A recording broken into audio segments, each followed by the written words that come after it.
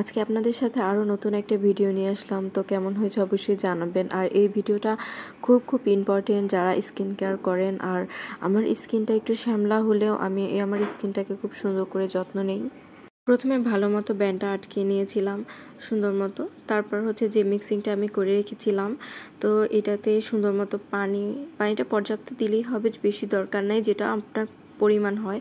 তো আমার যতটুকু পরিমাণ হয় সেটাই আমি নিয়ে নিয়েছিলাম। আর অনেকেই দেখি কাঁচা দুধ দিয়ে করে, তো আমি বলবো যাদের স্কিন অয়েলি হয় তারা না ইউজ করাই ভালো। আর আমার স্কিনটা অয়েলি না, তাই আমি পানি দিয়ে করি, আবার মাঝে মধ্যে কাঁচা দুধ দিয়েও করি। বেশি পানি দিয়েই করি, দুধের যে দাম বাবা, এজন্য একটু করি। আর আমার এই সকল ভিডিওগুলো যদি আপনারা দেখতে চান, আমার ফেসবুক আছে, আমার ইউটিউব আছে, অবশ্যই লাইক সাবস্ক্রাইব করে পাশে থাকবেন।